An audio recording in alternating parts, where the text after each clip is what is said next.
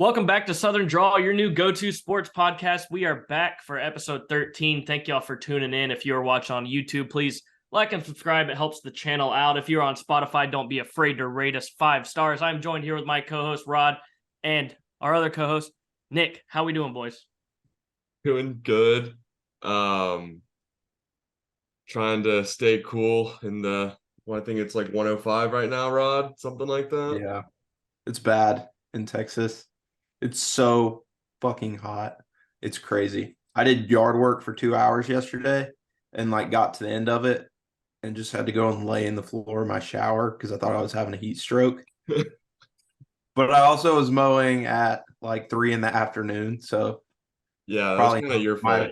Not my best. That was a really stupid decision. Yeah. My ear started hurting. So I was like, is this a heat stroke? But I'm okay. I will say, since I've moved here in this past week or so, my daily shower rate has increased tremendously. Anytime I step outside, it's I've got to take a shower when I get back inside because you just are drenched in sweat. Yeah. Yeah, I think I showered 3 times yesterday because it's so bad.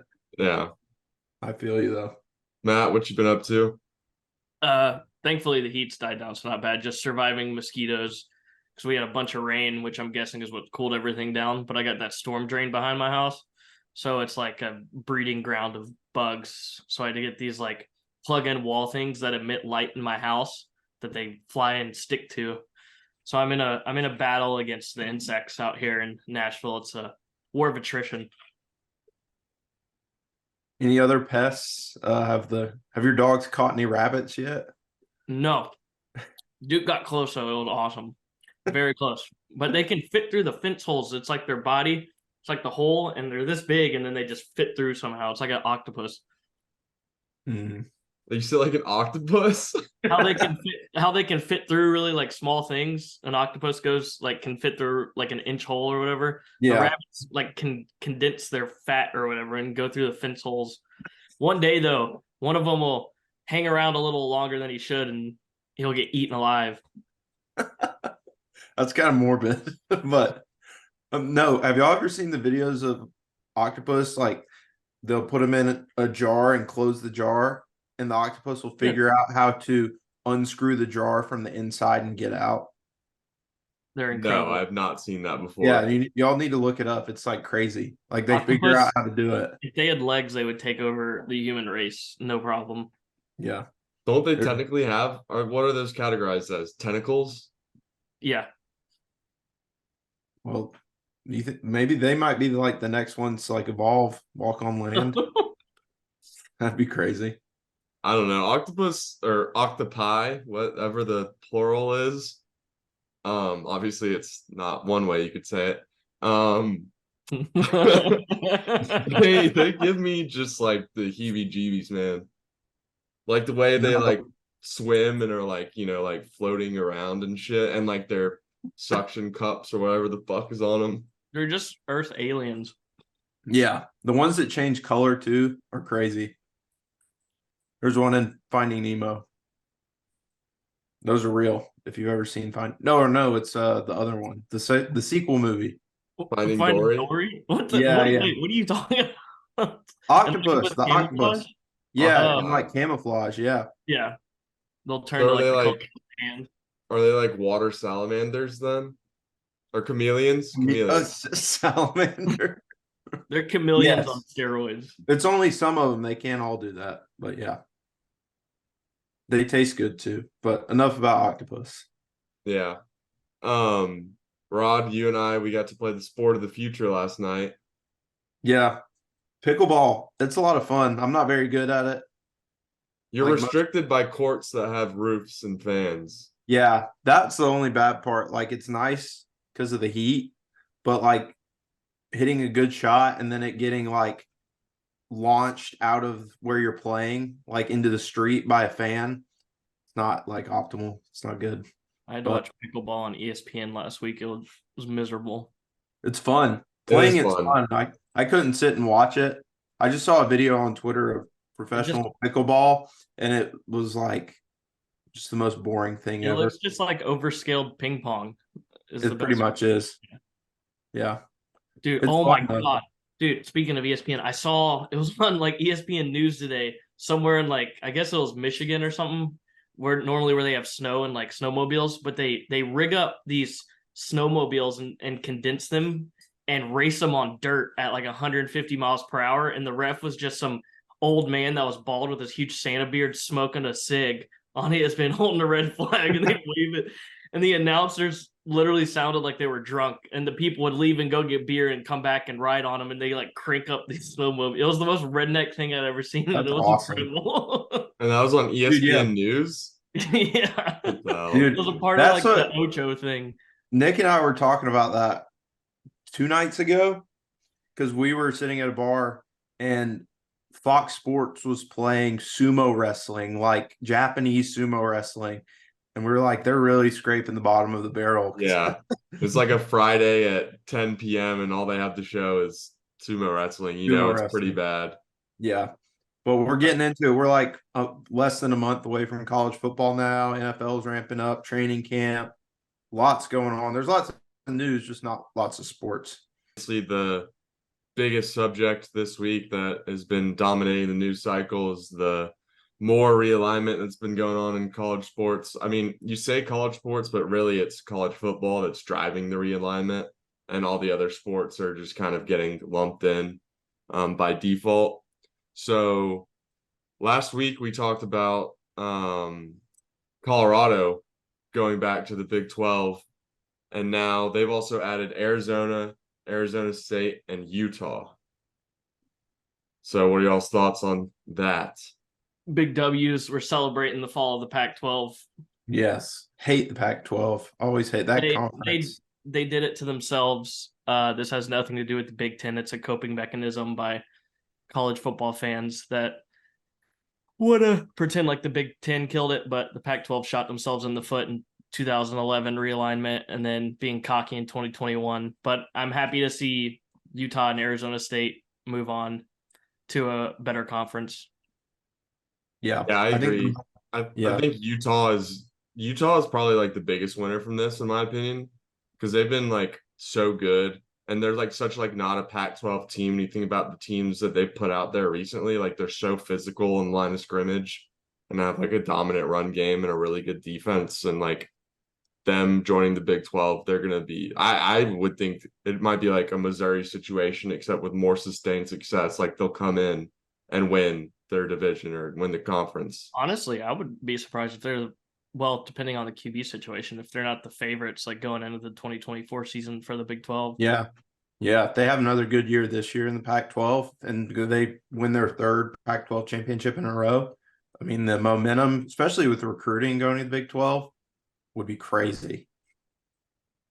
But I don't know. I like people are complaining about like regionality and stuff like that. I feel like the Big 12 is kind of like a Midwest, Southwest conference now, which is interesting. I kind of like that vibe, especially with Arizona and Arizona State. And I'm glad they stayed together because throughout the talk through the week, there was rumors that Arizona State and Arizona were going to split and not both go to the Big 12. But I think it's good to preserve like the state school and the name school in the same conference.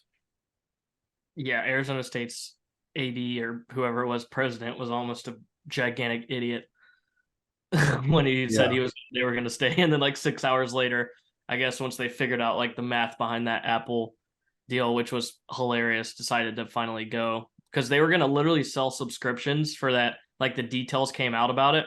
And apparently they needed like 1.5 million for the schools or subscriptions for the schools to make like 30 million. And it's a lot of money, but compared to the other conferences, it's nothing. And then they needed at least like 5 million subscriptions to make like $55 to $60 million, which by the way, people are like, oh, that could technically be possible, but you're talking about regionality. Just for like comparison, NFL Sunday Ticket only has like 2.7 million. Yeah. So there would have been no way one section, especially in an area where there's like 4 schools that truly actually cared about football, like as a whole and their fan base. So there just wasn't enough eyes or people aren't going to pay to watch Washington State Cal at 10:30 at night and pay $100 a year or some shit. No shot. Yeah. Yeah. In all the remaining teams in the Pac-12 are definitely in trouble with that kind of TV deals. They're kind of getting screwed. I didn't know Cal has apparently a big stadium problem where they apparently owed a lot of money or something from the past renovations. And then their like stadium sponsor or whatever last year was that crypto thing that fell through. Yeah. FTX. Yeah. Yeah. So like apparently they're in a bad situation with that on top of it. And then I guess Stanford's got enough. I mean, it'll suck, but they'll be able to survive from financial side. Stanford, we were talking about this, Rod, but Stanford should just pull a Notre Dame and just go independent. Yeah. Someone said for them to play away games all year and make like an extra $5 million or something. Honestly, yeah. But if you had to, they could do it. That's what I think they should just like that thing I sent you all the other days from Reddit College Football is like Stanford is Lightning McQueen from Cars going to hang out at a place until he has to come back. Like I'm sure they'll be the next if the Big Ten ever does expand again, say it's like 3 or 4 years down the road, Stanford will be one of the two. Yeah. Them and Notre Dame that they're going to try to go after. Yeah, for sure. Yeah, it's really the ones most affected by this is Washington State and Oregon State. Because those two programs, like Washington State's in a similar situation as Cal, where they took out a bunch of loans to build a really big stadium once they were promised a certain amount of revenue from the Pac-12. And they're like in so much debt, like hundreds of millions. And it's just going to crater their athletics, like every sport at Washington State, which is a shame, but that's just the nature of college football now. Somebody's got to lose. There's going to be a loser. Oregon State just finished their stadium renovations too, but theirs was a donor. I hate to see them because they're going to get relegated probably to like the Mountain West. And they had a great year last year. They won 10 games, right? 10 games. Yeah. They're really there's expectations are really high this year and they have a good year this year. It's just kind of for nothing going forward. Yeah, I feel bad for them. I really do. I don't know what it looks like for them after this year. Like you're saying, maybe like Mountain West or like, I don't know what other conference they could join, but it does suck for the 4 teams or 4 schools that are left now in the, I guess, Pac-4 really. But and they've got a deadline. I mean, you've got a year to figure out what the hell is going to happen. Do. Yeah. Yeah, the Mountain West schools aren't going to join. Like, remember when San Diego State was about to leave?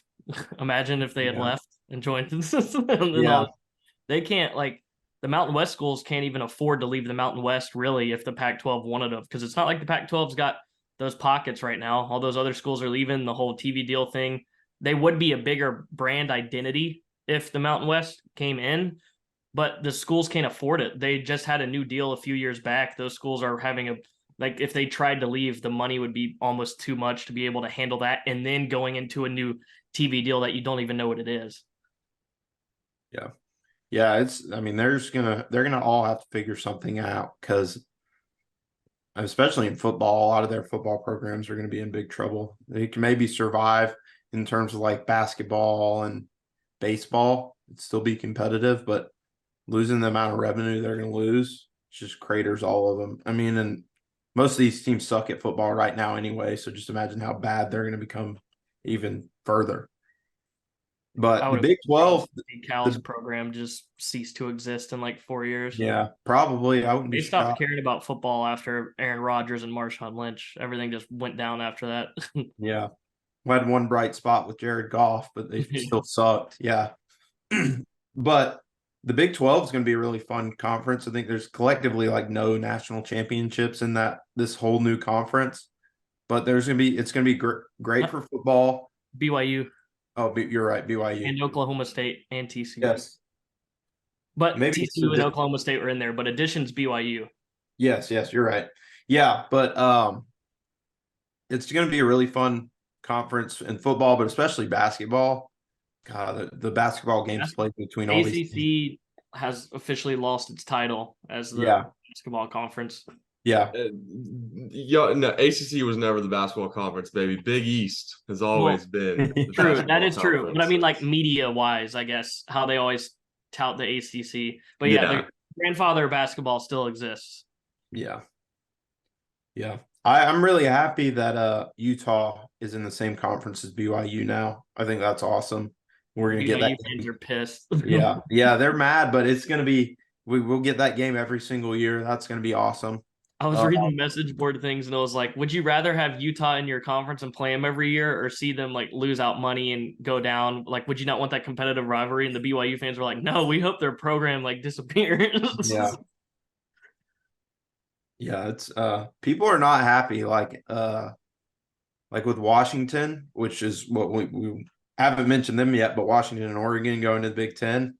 Like Washington State fans like want nothing to do with playing the Apple Cup anymore. They're like done. They're like we couldn't care less, which is crazy and it's a shame. But the yeah, Washington State was like, we still want to play like well against them, and it was like and then someone said like end quote, we just killed your athletic program, but we still want to play you for a free win for the next decade. yeah, that's pretty much what they're saying too. That's crazy. But yeah, Oregon and Washington are joining the Big Ten, leaving the Pac-12. Pretty crazy. Following USC and UCLA.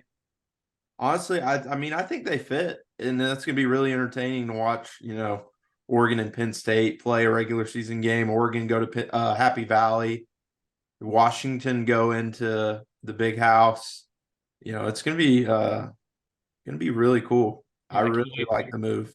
I can't wait for 2028 9-0 Oregon to be going into New Jersey against Rutgers. Yeah. 27. yeah, it's gonna be. It's for me. I'm a little surprised that Washington made the move instead of like a Stanford or something. Like because I mean, to me, I hold Stanford in pretty high regard as a school in terms of like historically in football, they're pretty solid, and their baseball is also really, really good too. And obviously, they're incredibly wealthy. They have the like number one athletic department year in year out with that Directors Cup thing like every year. Yeah. So I'm a little surprised they did that. Washington went instead of Stanford, but Washington is obviously still a very good program. Honestly, Washington's a more historic program than Oregon. Stanford's kind of more of a historic program than Oregon's a new age, like yeah. I don't even know the correct, just a new boy on the block. New money. Yeah. Yeah, but like you said, I think we could see Stanford and like Cal get added years down the line to the Big Ten or the Big 12 just based on like academic prowess, because those are two great schools and conferences are always looking to boost. That's why Vanderbilt's part of the SEC academics. I hope Stanford does get added eventually because they were always the team I cheered for West Coast with the ball and Shaw days, just beating the crap out of people every week. Yeah, I hope they don't fall too far, but yeah, it's pretty crazy. It's going to be great to see like Oregon and Washington play games at like noon, and we not have to wait literally all day to see them play until 2 a.m. Yeah, that's probably the biggest win. RIP to Pac-12 after dark. Yeah, that's a shame, but I don't want to have to stay honestly, I don't hate it anymore because last season it really got to me, like staying up till like 2 o'clock in the morning watching those games. The next day, it just throws off your schedule for the whole week. I wouldn't mind watching them play at like 11. Yeah. Yeah, seriously. I mean, and let's be honest, most of as entertaining as some of those Pac-12 after dark games are, the teams are usually horrible, and a lot of the games are bad too. So the Pac-12 has just been a bad conference. It's been bad football up until the last like 2 years.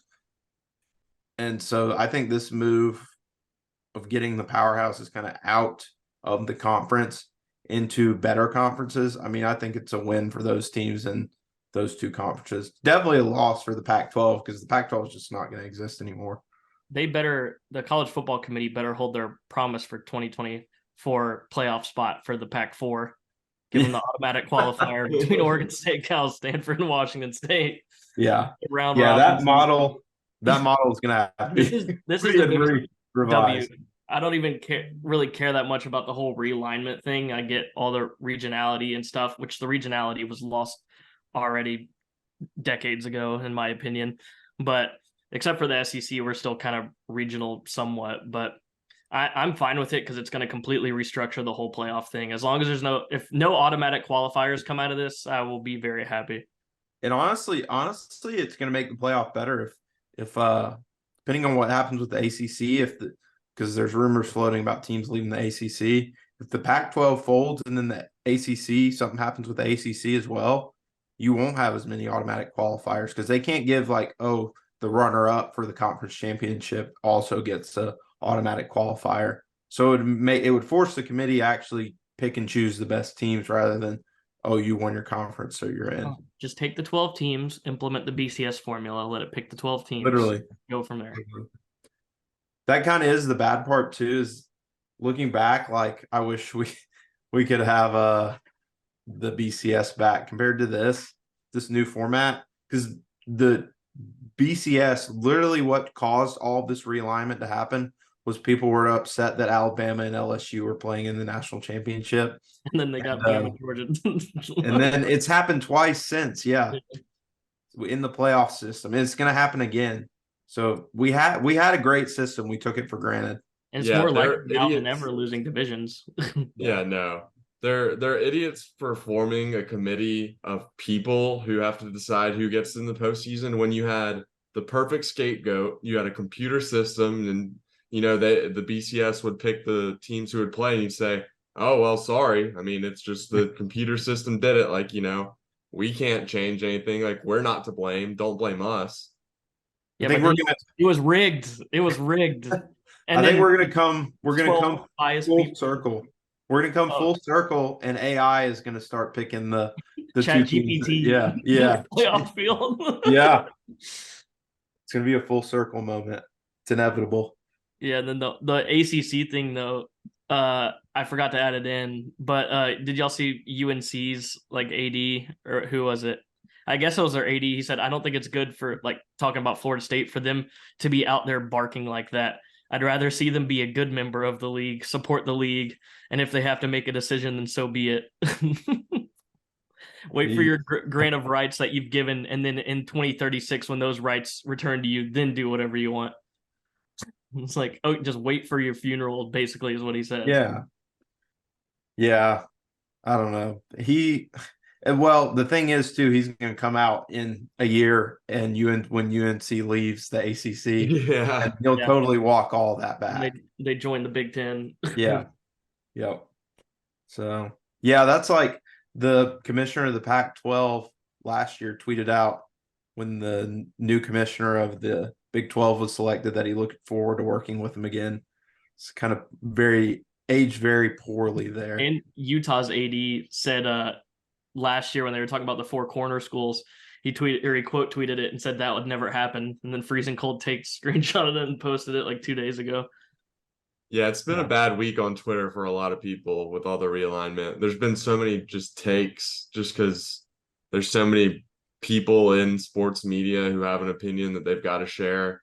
And you've got a wide gamut of takes going from this is the best thing ever to the sport should be abolished and cease to exist. This is ruining everything. So it's I shouldn't say on Twitter. I should say on X. Very entertaining week on X. Boo. There's the Pac-12 thing. I remember it was what I was saying, how they kind of shot themselves in the foot. It was 2011 with Texas and Oklahoma going, and the Reddit College Football tweeted out something. It was he's the Pac-12's dying. In 2011, the Pac-12 had the most money from their media rights, and everything looked perfect. This can happen to any conference. Even the SEC isn't untouchable. And I was you got to remember, the SEC has the second coming of college football running it, not two numbskulls who ran the Pac-12 into the ground. They have actual leadership who basically care about football and football only. Yeah. The SEC and Big Ten are it's very clear it's going to be the dual. It's multipolarity in college football. Those are the two poles of power in college football. I agree. I also don't want the SEC to expand anymore than what it currently is.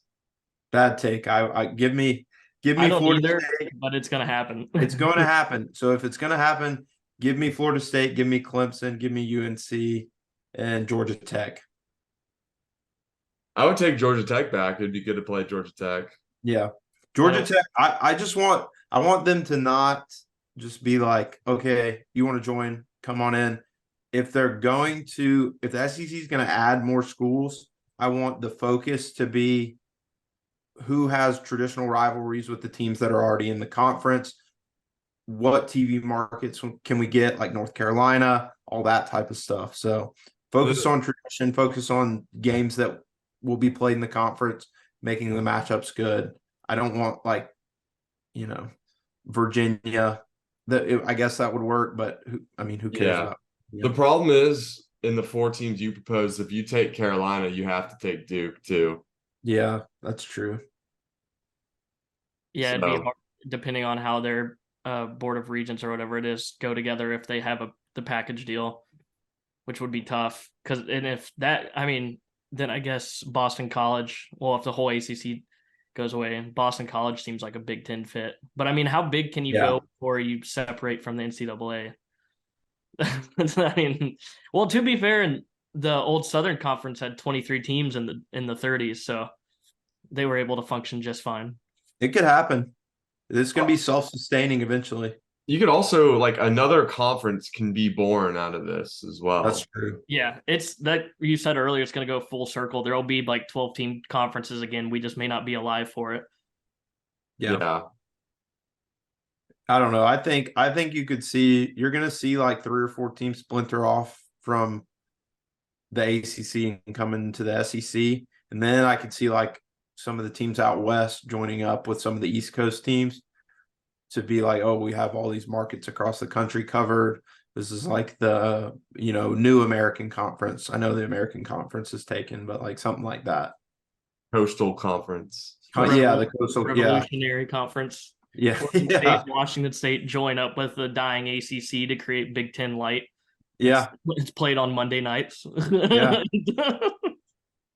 I don't know. There's going to be some of these conferences are going to try to do kind of unique stuff like that to generate revenue. It's going to blow up. We're going to play our games like, MACtion type stuff. They're going to, I don't know. It's going to get crazy. This is nowhere near over either. The MAC still holds strong, baby. Yeah. The MAC is unbeatable. Yeah.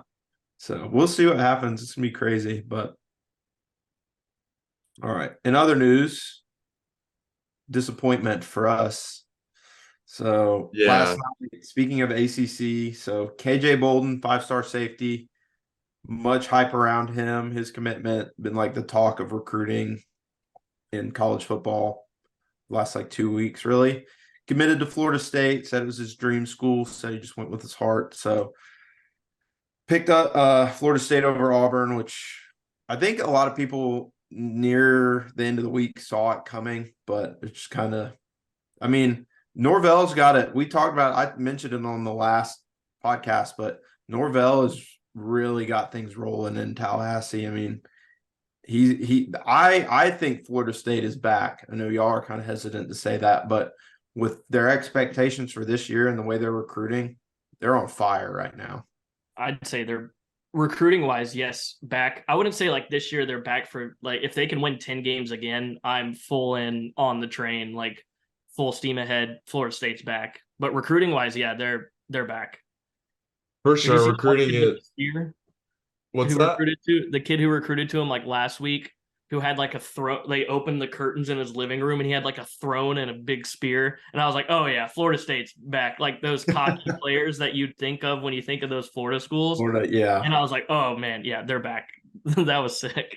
Get a crown on and everything. They're definitely recruiting at an elite level. That's undeniable. I am hesitant to say back until I need to see it again this year to show that, some level of consistency. We'll know it quick. We'll know it on week 1, probably based off how they perform against LSU, but they're definitely, from a program that was in like hell a few years ago, they're bounced back pretty quickly, and Norvell's done a good job. Yeah.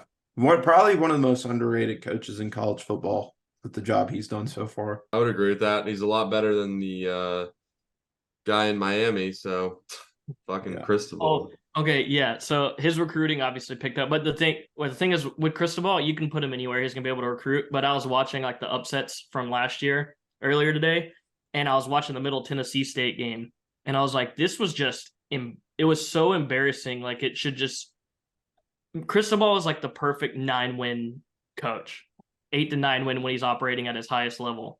Like I know he won the Pac-12 title out in Oregon, but I mean, it wasn't like USC was at its top. You had Utah before they kind of got to the mountaintop.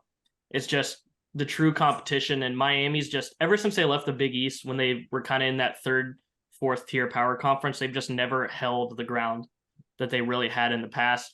And that was back when college football was kind of more spread out talent wise. Now it's so condensed. I just don't see Miami really. I just don't see them getting back to that spot unless they truly grab an already established, insanely elite coach. Yeah. Yeah, they're kind of stuck right now. I don't think Cristobal is going to work out. He really killed his career. If things don't work out at Miami, he had a great thing going at Oregon. They were really good at Oregon, recruited really well at Oregon. But I mean, they're certainly not going to win a national championship with Cristobal at Miami. Hell no. His ceiling is 10 wins, really. Especially if they move conferences. They will not be able to compete in the other conferences at the football level. No. Especially with that whole booster thing they have going on now with like the fraud and faking bank statements or whatever with their biggest booster. Yeah, he's like the biggest booster they have, and he is going to jail. Yeah, financial trouble in Miami is just the least surprising thing in the world. Perfect Miami ending. Yeah. Our favorite coach got a big recruit. Shane Beamer got 5-star Dylan Stewart, but also lost out yesterday to Auburn, which was glorious on the Twitter timeline. The amount of South Carolina tears were great. Did y'all see the 2-minute video of that guy who's like sitting in his living room, like, calling Hugh Freeze a scumbag and like mental all that breakdown? You know that this is an unbiased statement about Auburn. You know that when people are crying about, Auburn's paying players or the Barnes cheating, that Auburn people are nervous about Auburn. It's my favorite part too is when you have schools like South Carolina claiming the cheating is they forget like the past few years and the end of the Malzahn era, just how like kind of complacent Auburn was. But when Auburn's on that like rise spot, they really can compete money wise with a lot of the elite schools and for the talent. So I mean, if you're broke, just say it. I mean, South Carolina, you're like 15th in NIL in the SEC. If Beamer don't work out, it could get ugly. Well, and did y'all see I think I sent it to y'all. It was a tweet from the official NIL collective account on Twitter, X, sorry, from South Carolina, tweeting that, if a check clearing or if money is the decision maker for a recruit going to a school, then that's not the type of player they want at South Carolina. And they just got dogpiled by their fans. Yeah, not great. So we're talking about Julius Solomon, who's the 4-star corner. He's the player that Auburn got over South Carolina. And there was definitely something happened late because the whole mood of all the people who follow Auburn was he's not coming, he's going to South Carolina. And then something happened, probably very financial related. I think the South Carolina reporters need to learn how many figures are in 8 figures because they commented that Auburn offered this kid 8 figures, which absolutely did not happen. I don't think a 4-star corner is getting $10 million, but who knows? I hope he is getting $10 million because that means we are rolling. How much money did we offer KJ Bolden if we offer a 4-star corner? $50 million. $50 million and 20% of Yellowwood. Oh man. Those fans, a lot of fans also need to realize that NIL, the way it is right now, is basically pay for play. It's not cheating. That's literally just how it is right now. And a lot of people still haven't wrapped their head around that. Yeah. People complain about, they definitely paid him. you were trying to pay him too. Every school that's recruiting these people is trying to pay them. You just couldn't pay them as much as Auburn could pay them. Yeah. It's or so whoever. critical too, because they just got the 5-star Dylan Stewart, and it's like, how much do you think you're offering him? Yeah, exactly. That's the thing. People that we've got to get the mentality of, oh, they're dropping bags. Yes, they are. That's okay to do now. Everyone's been dropping bags. How do you think Yeah. Alabama has been so good for so long? Yeah. They've been dropping bags. Why is Georgia good? Because Kirby Smart came from Alabama, where he learned how to drop bags. Like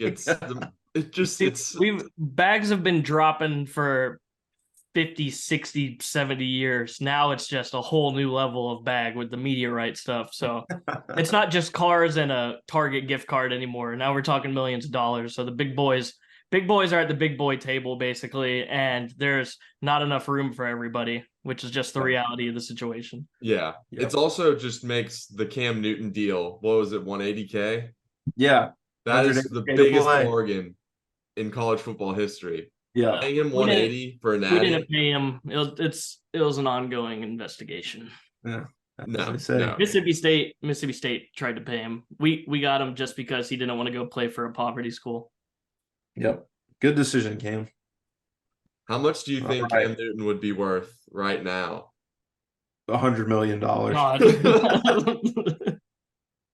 Like him, Joe Burrow. Like I'd pay Joe Burrow so much money to come. No bullshit. I would probably offer, knowing what I know about how Cam's like career was at Auburn, I would probably offer him $30 million for one season. Yeah. And a house, for 1 year. And a new car, free groceries, and just extras on the list. Yeah. Yeah, if you have free groceries, if I'm paying him $30 million, he can buy his own damn groceries. He won't even walk anywhere. I'll personally drive a golf cart and drive around wherever he wanted to go and shoot for Cam Newton around. I'd carry him around on my back if I had to. I would collapse. How like the crazy shit too is like, because it was just kind of on the cusp of like NIL starting and stuff, was like Burrow, Justin Jefferson, and Jamar Chase all together. Like, if it was like this season where they were there, like how much money would LSU have had to offer to keep them instead of other schools trying to poach them?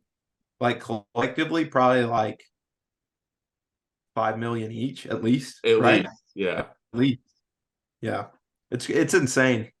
These numbers are gonna keep getting bigger and bigger too. I mean, maybe not high school players getting it, but like, what do you think Caleb Williams is making this year? Like a lot of money. Yeah. Just wait until the Saudis get involved, and then this is gonna really skyrocket. Florida State. That's inevitable. Yeah. Florida State has like a patch on their jersey of like a Saudi bank. They're like sponsored like a European soccer team or whatever. United Emirates. The Qatar Airways that I think Barcelona used to have them on their kits, but yeah, it's just bad. It's gonna be, I don't know. Yeah, the private equity thing they're trying to do is gonna open a whole not even door, just another world into the possibilities of this. Yeah, but it's pretty crazy. But speaking of someone who's not making any money, there's this Tennessee fan who listed some Georgia tickets because it's a very hot ticket right now. That's like one of the most anticipated games of the year in the SEC. He was trying to sell his tickets for $500. Yes, $500 each. $500 each, and he listed them for $5 each. So I'm pretty sure there were a lot of tickets too. Like I think, really? Yeah, I think it's like a season ticket holder, and he had like a bunch of them. And because I was reading about like people who were actually able to get the $5 tickets, and there was like a good amount of people I think who got these tickets. Just a classic Tennessee fan move, you know? Yeah, definitely. Some Georgia fan, I guess it could have been another Tennessee fan too, but I'm just gonna say it's a Georgia fan that bought them. Dude, they're gonna be talking about that for years. They're gonna get in that stadium and just shit talk Tennessee fans and be like, I'm here for $5. Oh, you paid like $800 for yours? I'm here for $5. Yeah. I would just be shit talking everyone around me. I'd be like, Yeah, you and your dumbass fan base listed these for $5. Like I sold 2 of them and made like $2,000. yeah, you guys have been saving this money for $15. months, and I just pulled out a $5 bill, and I'm sitting in a great seat. You literally get your like travel covered and everything, and the tickets like included. Dude, the StubHub Yeah. fees were probably more expensive than the actual $5 ticket listing. Imagine that guy just looking at his phone. He's like, "Oh, sweet, my ticket's sold. This is great." And he looks at it, looks at his bank account. It's like $20. Oh, poor guy. Man, that would suck if that was him. But he's an idiot. You got to double check that stuff. Yeah, Tennessee fans and South Carolina fans need to learn the amount of zeros that are associated with various amounts of money. We should go ahead and That's it. check in with the NFL. All right, let's do it. All right, so first preseason game, Hall of Fame game, Jets Browns. Browns won 21-16. Honestly, kind of some eventful stuff happened in the game. Talk about Zach Wilson, looked pretty good. There was a play that said that he had like a 60-yard bomb. Then Aaron Rodgers, like 57 yards in air. Yeah, pretty great throw. And they said Aaron Rodgers was the one that called the play. Aaron Rodgers is the offensive coordinator. Yes, you're right. He runs the team. I would trust him to run the team. I would too. Nathaniel Hackett's an idiot. You got to think like all the psychedelics would probably open like his third eye. It's like that hangover scene with the X's and O's just floating around. Or like Limitless. He just sees everything now on the field. He's been calling all the plays. He knows exactly what to do. Yeah. So like you said, Zach Wilson he was limited. He didn't play that much in the game. Yeah. He only had more improved for sure, which is not saying much considering how bad he was last year. It was really funny though when I think it was like Chris Collinsworth was like, Zach Wilson has just looked so much more poised so far, and then he immediately spin moved and slipped and got sacked.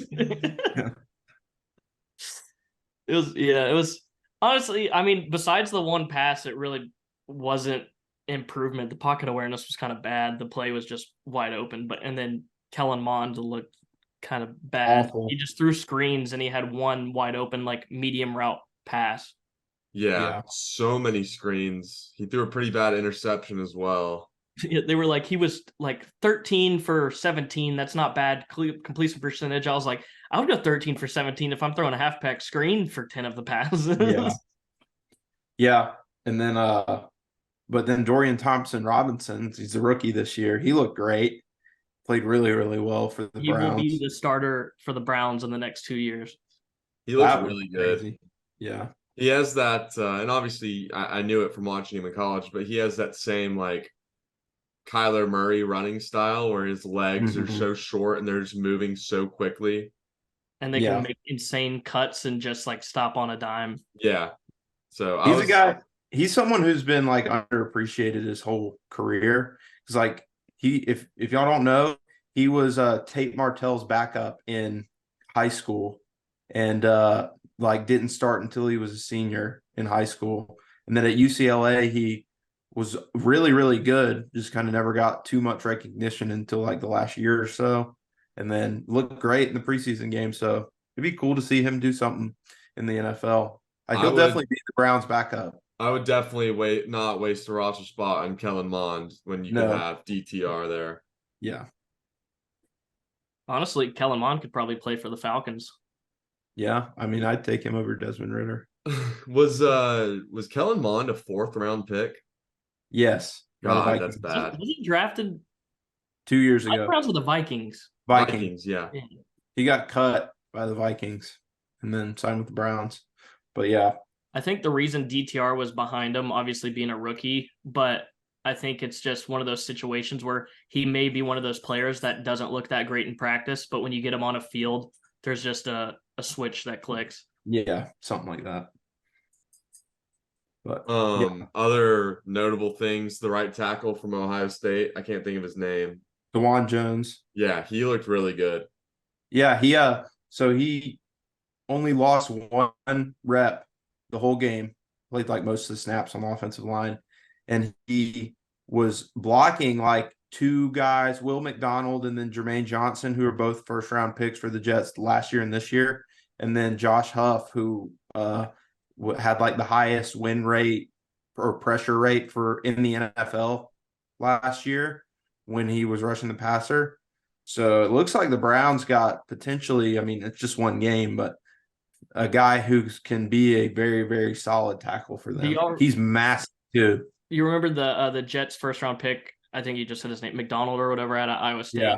The first play that they put him in on the edge, I don't know if you remember this or if you saw this, but the Browns ran a naked boot for Mond straight into him. It got the playoff, but like he could have gotten absolutely destroyed.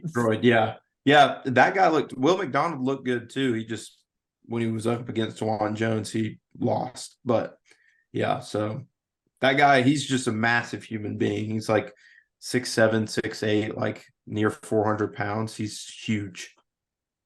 His nickname at Ohio State was Big Thanos. So if that tells you anything about him. Big Thanos. Yeah. But yeah. It was honestly a boring game though. I fell asleep while watching. I was really excited for it all day. Turned it on. I was like, oh, I'm watching Kellen Mond versus Zach Wilson. This fucking sucks. Yeah. I just wanted ETR and then the Zach Thomas thing, and that was really it. Yeah. Yeah, the Hall of Fame enshrinements were good. You had Darrelle Revis, Zach Thomas, Rondé Barber, Joe Thomas. DeMarcus Ware. Really, yeah, DeMarcus Ware. Great class. All guys that deserve it. DeMarcus Ware, beautiful national anthem. Yes, outstanding. Darrelle Revis has just completely let it go. Yeah, he's a little he's been eating good, I guess. But hey, the food's good on Revis Island, I guess. I mean, fucking when you've been like an elite athlete your whole life and on such like a strict diet, it's like, I guess, live a little, you know? Yeah, I don't fault him. But yeah. So other news in the NFL. I love this headline. Alvin Kamara suspended for 3 games for nightclub incident back in 2022. So, yeah, I hate the Saints. Very glad to see. Honestly, I have nothing against Alvin Kamara, but it feels like the last 3 years we've been talking about Alvin Kamara potentially being suspended every offseason, and it finally happened. And I don't know how you only get 3 games for basically just beating the shit out of a guy for no reason, basically. And this is just another example of why if you're an NFL player and you don't play for the Las Vegas Raiders, you shouldn't be in Las Vegas. Yeah. Because nothing good happens there. Yeah, this seems like a long time coming. Like something was eventually going to happen. And I know we talked about previously him settling and reducing the charge, but obviously the league is able to suspend for really any reason they see fit. So 3 games is definitely not fit for what he did. But I mean, in terms of today's NFL, I mean, look at Deshaun Watson, it makes sense, I guess. But I agree. Yeah. It tracks. It tracks for sure. I agree. Don't go to Vegas unless you're just gonna go play golf or something. Don't go gamble. Don't go to a nightclub. Just don't do it. You know, if we've all said it before, if we're professional athletes, I would go to practice and come home and just hang out and not get in trouble. Yeah, I would do nothing. The most fun I would have would be going out to dinner with teammates. I would never leave my house other than that, pretty much. This is big for who are their first 3 games? That's what I think. I know the Panthers are in there, so I mean, just division wise, thinking about how this affects the actual season. If the Panthers do have a spark, Bryce Young works out, that kind of thing. How big of a game? Oh, they play the Chiefs week 1, so that doesn't matter. Oh, that's preseason. Never mind. So the Titans week 1, at Carolina week 2, at Green Bay week 3. So 2 conference games. That's big for the Packers too, for them trying to figure things out. Mm-hmm. So that's a big win for Carolina and Green Bay. Yeah, for sure. Yeah, it'll be interesting to see. They're gonna have to have a Derek Carr basically carry him the first couple of weeks because without Kamara, I guess they have Jamal Williams, Yeah. who I'm not a fan of, but everyone loves him. So and he's a good running back. He had a great year last year, so it's kind of Yeah, a he's a good running back. I like Jamal Williams a lot. I goal know you line don't. goal line merchant, but He is a goal line merchant for sure, but yeah, he just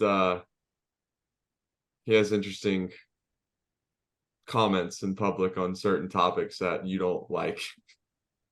he's He's a just tryhard. cringy about anime shit. Yeah, yeah. It's like we get it, dude. You like anime? Like a lot of people like anime. Just calm down. You're a grown man. But yeah.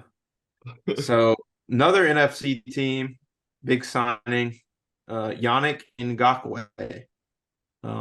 He played for the Ravens, he's played for the Colts, played for the Jaguars, and now he's signed with the Bears. The Bears have been wanting to add a pass rusher, and they have. I like Yannick Ngakoue. He's a pretty consistent player. He's good for several sacks a year. So good signing by the Bears, in my opinion. Yeah, I agree. It shows that the Bears are like actually trying to do something and not just gonna, I don't want to say tank because they weren't exactly tanking this year. But they're like trying to improve the defense and improve the team in general. And like obviously they've been giving Justin Fields some weapons, so good sign for the Yeah. Bears. Yeah. Speaking of the Bears, did y'all see the Bears posted like a video of Justin Fields throwing a water balloon at somebody at camp? Yeah. And like the NFL like Twitter discourse is like, oh, it's a shitty, like, look how shitty his throw was. He's so bad. It's like Viking fans and Packer fans. And I'm like, this is what we're resorting to. Like, okay, it's actually very hard to throw a water balloon. I guess if you're an NFL quarterback, you probably should be able to, but it's kind of we're scraping the bottom of the barrel for ways to talk shit about Justin Fields now. Thankfully, we're close. Yeah. We can. Yeah. See if he actually is bad or if he lives up to the hype. Like 3 weeks, 4 weeks. Yeah, once he wins his NFL MVP. Another guy who it's kind of a prove it year. Is he overrated? Is he not? Dak Prescott getting in verbal, I guess, altercations in camp. Trayvon Diggs, I guess it was a pick or something. I didn't watch the full clip. I just saw the quote. But Trayvon Diggs walked up to Dak and goes, "Shut your bitch ass up." So it's kind of yeah. Thank you. Yeah, thank you. He's doing all of us. Trayvon Diggs is saying what everybody's thinking about Dak. There was some analyst or something talking about him. I think it was on a Fox show or something about Trayvon Diggs, like saying that he would never said that to his quarterbacks he had in his career and stuff. And then Trayvon was like, don't speak on what you don't know about or whatever, trying to, I guess, say it was like a competitor's thing, when you're talking. But you can't tell me, I'm just not going to believe it, even if it is true, that you respect Dak Prescott being your quarterback if you're on the Cowboys roster. It's the position that's been holding them back has been Dak Prescott, in my opinion. I agree. Their defense is so talented. They have offensive weapons. Tony Pollard's a great running back. CeeDee Lamb's a great receiver. They've got Brandon Cooks now. Dak has to step up for them to win anything this year, and he hasn't been able to step up really in the last several years. He's been injury prone too. I saw a report that said this is kind of like the make it or break it year for Dak in Dallas. And I think he'll be somewhere else after this year. I don't think he's going to live up to the expectations they have this year. Yeah, it's hard. Dak is an interesting quarterback to kind of rate and evaluate. I am not a Dak Prescott fan. I don't think he's very good personally, but I know though if he were to be, cut or traded, there's plenty of teams in the NFL who would love to have a quarterback like Dak Prescott. Like he's good enough, but it definitely seems like it's like an intangible thing or something because he just like they can't do anything in the playoffs, it seems like, and he's injury prone, like you said. But like he has the physical ability to make any throw. He's agile enough to scramble and make plays with his feet. He just maybe a change of scenery will do it for him, and maybe he'll go somewhere else, like you're saying, and win something. But I He just don't doesn't know if it's gonna be much longer in Dallas. he doesn't have that ability that we see now with elite quarterbacks that you kind of need to be an elite contender, is the ability to take the game over. And when the ball's in your hands, you can make the things happen that you need to happen. He doesn't have that magic in his back pocket, I guess. Yeah, Yeah. I agree. It's like if the ball's on the 15 and you've got to go 85 yards to win the game, it's like I would never trust Dak Prescott to do that. No, it'd be an interception. Yep. He's not on the tail end of his career, but he's on the tail end of, I think, being He's in the middle of the bridge. Yeah, he's in the tail end of being relevant in the conversation of, okay, who's going to be a top quarterback this year? Who's going to be the guy that wins games? Is the reason his team's winning games. I think that kind of ship has sailed with Dak.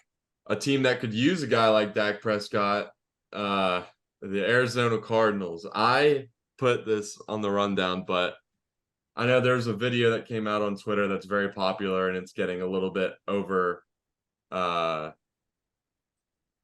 dramatized, I guess is the word.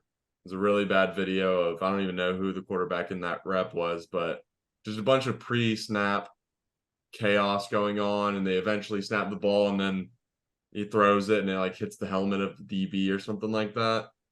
But that video has been on Twitter and it is getting overreacted to, but I still just think that the Cardinals are probably going to be the worst team in the NFL.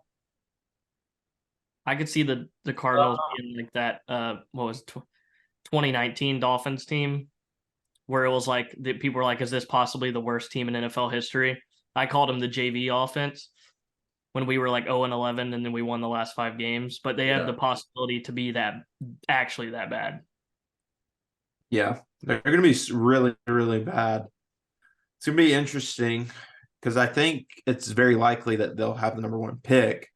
I think Kyler Murray's expected back like week 4, week 5.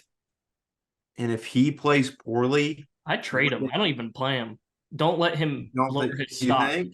Don't let him lower his stock. Lose the 4 games. Trade Kyler Murray when he's back and healthy. Let him pass the physical. Send him somewhere that is that desperate at that time, or a team who maybe had an injury. But who would you trade him to? The Dolphins need a quarterback. No, we got Mike White if it's the backup if things go south, and Skylar Thompson, who almost defeated the Gauntlet Bills. What if now imagine this. The Cowboys swap That would be hilarious. I am for that. That would be great. Honestly, I mean, both kind of, and Kyler would go back to play in his hometown back in Jerry World. Feels like that's such a Jerry Jones move to do. A local kid who is really, really good, bring him back to be your quarterback. It makes sense in my opinion. A backfield of Kyler Murray. Shoot, I just want brain dead. What's his name? Tony Pollard and Deuce Vaughn. The ultimate like 3 short guy backfield would be incredible. Give me triple option with those 3 in Dallas. That would be great. It actually would be. It'd be a good offense too. I think the speed would be legit. Yeah, I like Kyler Murray. I think he's kind of overhated because of the Call of Duty thing and stuff like that. He became the fun pick on guy just to be fun. Yeah, he's short and he plays video games too much. I think he's a good quarterback when he's healthy, but I know a lot of people don't like him. I hate Kyler Murray. I think he's awful. Yeah. I was cheering when he tore his ACL, not because I'm unhappy. We were in the airport together. Not because I wanted him to be hurt, but we were sitting in Braves Victory Grill in the Atlanta airport when he tore his ACL. And I think I stood up and like started cheering because I needed him to. The only way I was going to make fantasy playoffs is if Kyler Murray tore his ACL, essentially. But I don't think he's very good. I think he's I just don't think he's a good quarterback in the NFL. I think he's good, but the thing is, he had never really lost, and once he got to Arizona and everything, he started getting pressure. He kind of had an ego about himself, and I think that really got to his head, and it affected his game. So I think for him, the change of scenery would be a good thing. I think you can unlock that capability out of him, and he seems like he's matured more going through this adversity, I guess. But there's still that potential that he still kind of has that ego that he's developed that he's once he got to the NFL.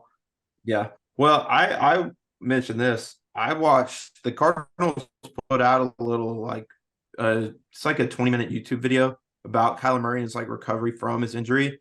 And I watched the whole thing. I thought he seemed pretty humble and like just ready to play football.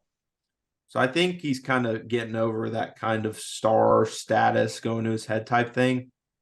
Seems like he just wants to play ball, and I don't know. I hope he comes back and is entertaining, because like in the Vegas game last year, the plays he was making when he is healthy, he is really a super, super fun player to watch, in my opinion. Yeah, I mean, I agree. He definitely I mean, I referenced him when I talked about DTR's running ability. I think he's electric. I just don't think he's. I would not be happy if he was the quarterback for my NFL team. Basically, is we haven't probably seen the him really best way. step into that leader role as well, which I also think the early success, like his first year when they were like 10-0 or whatever, and then lost like 6 games straight, didn't really help, because it probably made the NFL seem a lot easier than it really was. But he definitely, like I said, I guess get rid of that ego that I think he had, which I think he kind of has shed, but also the ability to take over a locker room or a huddle kind of needs to develop in his mind as well. Yeah. Yeah. I Yeah, agree. we'll see how it plays out. Well, transitioning real quick to the MLB, which we don't talk about too much, but there were 2 kind of big things that happened recently. Obviously, last night, you could not get on any sort of social media without seeing the clip. I think I've seen it probably 100 times by now, of Tim Henderson and Jose Ramirez's fight. One of the, not all time, but easily the cleanest punch in a sports fight we've seen in a very long time. Jose Ramirez got Tim Anderson with a right hook, and he just collapsed essentially. It was awesome too. The umpire was like trying to get in between them for a second, and then immediately backed up and was like, all right, like put his hands up and was like, y'all are gonna fight. I'm not gonna get in the middle of this. So I loved it. I thought it was awesome. There's a really good I think it must be like the local broadcaster, because after Anderson gets knocked down, he just yells like it's a boxing match. Down goes Anderson, down goes Anderson. So the MLB needs more things like this, more storylines and drama for people to get interested in the sport. But what were y'all's thoughts on that fight? I agree. There should be more in-game fights. Like you should just be able, like the old slugfest game, just get on second base and just punch somebody. Make baseball a lot more interesting. Like kind of give that hockey aspect into it. You know, you can just drop your glove and start beating on people. But that was also like, if that happened to me, like I would rather be like cut from my team than have that happen to be on national television. That was embarrassing. Yeah. He got sent to the shadow realm. Like, dude, it was. There's a clip of him like stumbling after the fight ends, and they're picking him up and trying to get him off the field. Poor guy. It's so embarrassing.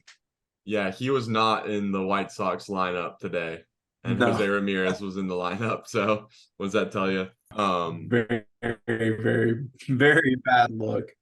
Yeah. Another very bad look. This podcast is definitely anti-New York Yankees, just like any other American with any sort of integrity is anti-New York Yankees.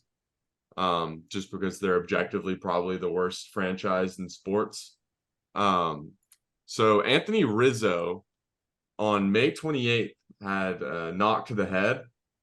He hit Tatis on first base. Yeah. And he kept playing. They said, they had like the concussion they had the concussion protocol, etc. And he kept on playing throughout the past couple months now, I guess, because it's August now. It's 2 months. Which is insane. Matt, as you're the resident concussion guy. I just don't get how this hasn't gotten more like publicity than it did, especially obviously just with the Tua situation. This dude played 2 months basically still with concussion issues, and it wasn't like highlighted at all. I mean, when the play happened, Tatis was coming back to first, and Rizzo was going for the ball, and he had his head down, and basically Tatis's hip bone collided like right with his temple, and he literally like dropped his glove, and like it looked like someone had punched him in the face, and he like stumbled, like hunched over, stumbled forward, and just like stopped, and literally like lights out, nobody's home, and got up and was completely fine, and his numbers just kept dwindling in his stats. And then they came out, like you said, like 2 days ago, they're like, yeah, apparently, he has a concussion. It was still bothering him and everything going on. I mean, the thing is with concussions is you can still have those continuous problems if you just don't take like that. You need at least like a week's rest, basically, and not much mental focus, I guess is the best way to put it. And with baseball, you play like 4 games a week. So this dude was just basically just up and going. Bright lights, obviously, in every single game. You want to avoid light, things like that. And you're doing a bunch of physical activity wasn't the smartest thing. But he obviously couldn't play in the NFL because my QB can get concussed and still beat the Bills. Yeah. Definitely love that for you, Matt. Very proud and happy for you. So one of the most damning things about Rizzo being able to play, and something that should have been an obvious indicator, is since May 28th, he's been batting 172, slugging 225 with a 496 OPS, which all rank dead last out of the 168 qualified hitters. What? That's Bro was crazy. probably seeing 3 balls when he was getting pitched at. And that's also something too with like concussions and stuff, is where you can never leave it in the hand of the players to determine that they're unable to play, because obviously they're going to want to play. It was like with the older concussion tests, players would know the answers to the concussion test before they were given it. So it's pretty fucked up, especially in today's day where we know all of the long-term repercussions for concussions and what can happen to your brain if something like this happens and you're allowed to continue going through it. So it's a bad look for the Yankees for sure, who are just in shambles right now, which I don't mind at all. Yeah, anytime the Yankees have poor publicity or something bad happens to the Yankees, I'm all for that. Prayers up to Anthony Rizzo. Hopefully he's okay. But yeah, it's unreal that this went kind of unchecked for that long. I can't believe he stayed in the game after, at least like he didn't really get taken like out completely for real after that, because it literally looked like a boxing match of someone getting punched in the face and hunching over and like walking like they were a Grand Theft Auto character falling over. Yeah, it was pretty bad. Someone should get fired in the Yankees organization for it, probably. You have to fire him. Yeah. Yeah, even just for PR reasons, there's going to be something. Even Gotta be a fall guy. Yeah, always. That's all for America's pastime. Rod, hit us up with the trivia. Okay, so here? I think I've got a pretty good one. I'm not gonna screw it up like the last time I had my trivia question. So yeah, that was embarrassing. It was embarrassing. Let me pull it up real quick. So in NFL history, who are the 2 players to play in the Super Bowl on a broken leg? There's 2 of them. I know one of them, but I can't remember his name. It was wasn't it the Redskins quarterback? No, he broke his leg in the game. They played on it and completed the game on the broken leg. Oh, shoot. All I can think of is the video game video of Darren Sharper holding. Yes. Team on his back. My leg broke. Greg Jennings on my back. I don't know this answer. I have no idea. Really? I really don't know. One of them is obvious, iconic. Terrell Owens. Did we forget when Terrell Owens played on a broken leg for the Eagles? I didn't think he broke his leg. I thought it was like his ankle. No, he played on a broken Shattered leg. his whole leg. Damn. And he Nine lost. nine catches, 122 yards, and they lost. That's The brutal. other one's a throwback one. Jack Youngblood. Iconic. Oh. You know who Jack Youngblood is? I don't know who Jack Youngblood is. Absolute killer. Back in for the Bengals, I think it was. Just a nasty, like old school football player. Played on a broken leg. Yep. Yeah, how do you not know who Jack Youngblood is? He was 6'4", 247 pounds. He played at Florida. I mean, he excelled for 14 seasons with the Rams from in the 70s to the early 80s. It's ridiculous, Nick. I'm sorry. All right, well, that's an O for me and Matt. Is this the first time we haven't gotten trivia right? Yeah, I mean, that was a good question. That was just that's out it's of the hard. blue. Like, it's not common knowledge. Maybe the Terrell Owens one was, but I'm glad I stumped y'all. I'm going to count that as a win for me, so I continue my trivia dominance. all right. All right, final thoughts, boys, as we close out the show. I'll go first. So we got two. One is that my dog Fish is 3 years old today. So happy birthday to him. Happy birthday, Fish. He's sitting right behind me, itching his ears. And my second closing thought is I start my new job tomorrow. So my like adult spring break is over, back to reality, waking up early and getting to it. But I'm excited because I need money and I'm excited to start getting a paycheck again. And yeah, so my freedom era is over. It's been a good 3.5 weeks or so of just being a lazy piece of shit, but all good things come to an end. Good luck, buddy. We're rooting for you. Appreciate it. All right, Matt. You got to go first. Okay. I want to wish Megan Rapinoe, the star for the U.S. Women's National Team, an extremely unhappy retirement. Nothing but the worst for you, Megan. That's all I have to say. It's even better too because you mispronounced her last name, which is great. Isn't it Rapino? It's Rapinoe. That's all she deserves from me. My final thought. This is a redemption arc from last week. Noah Igbenogany was praised by Vic Fangio of his practice actually through the offseason. And apparently the new scheme that we're no longer under Boyer, which is predominantly man, the zone that Fangio runs, kind of the hybrid defense, has allowed Igbenogany to kind of come back to those traits that he showed in college. And apparently he has played very well so far in training camp. So or fall camp. So that's good to hear from him. Hopefully that's not just a big lie, but it's good to hear. Hopefully that doesn't go to waste of that draft pick. I was gonna say it was a little touch and go because the Cater Kohu was so good last year. Thinking Igbenogany could have been a cut candidate if he had played poorly in camp this year, but good for him. He was really good at Auburn. So glad to see him having some success. Shout out Noah.